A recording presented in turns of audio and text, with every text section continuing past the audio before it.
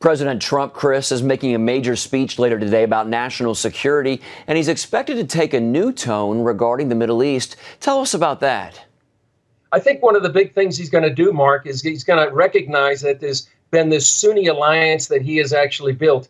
The Sunni alliance would be Saudi Arabia, Egypt, Jordan, some of the Gulf states with Israel, and not necessarily publicly, but certainly privately, this growing alliance against the expansion of Iran. And I think he's going to be talking about trying to stem and stop the influence and the expansion of the Iranian regime, which already has Iraq as sort of a puppet government, which controls much of Syria through Hezbollah and controls most, if not all, of Lebanon right now through Hezbollah as well. And so they're trying to have a land bridge all the way from Iran to the Mediterranean. And so I think one of the things Trump is going to do is say, this is something that is in the interest of the United States national security, that Iran's influence be stopped, lest it be a threat to the whole region and especially to Israel.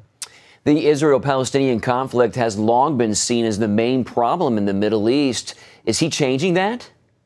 Oh, definitely. I think a lot of people, it's really been sort of the maxim of many establishment people in the U.S. foreign policy that if you solve the Israeli-Palestinian conflict, you're going to solve all the issues of the Middle East. But many people think it's just the opposite.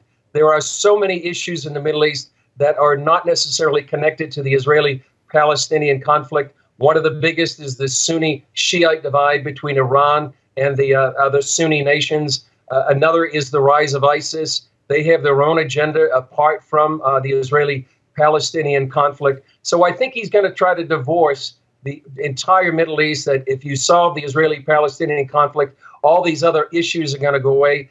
We've seen historically in the last several years that that's really not the case. Will other countries in and outside the Middle East agree with this outlook?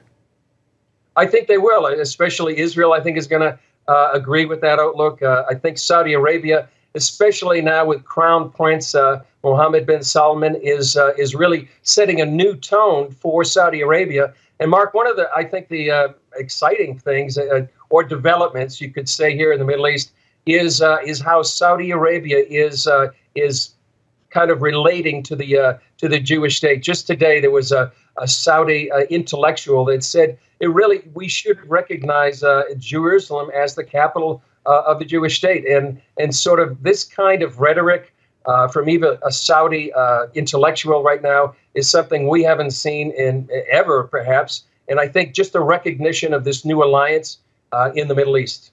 Definitely historic times. Will this strategy result in new alliances? And how could all this change the Middle East?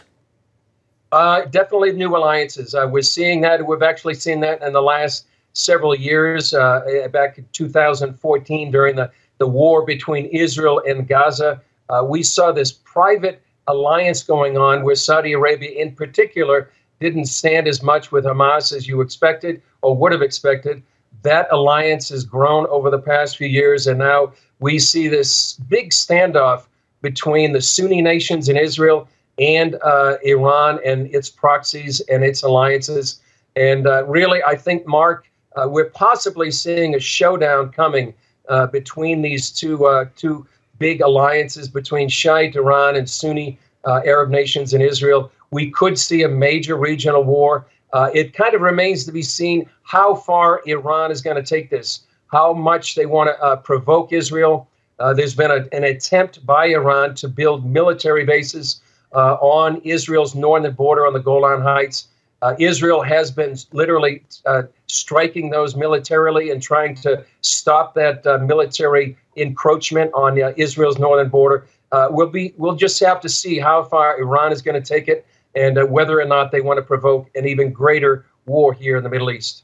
It all sounds very much like end times information. Chris Mitchell, our CBN News Middle East Bureau Chief. Thanks for joining us, sir. Thanks for your insights. Great to be with you, Mark.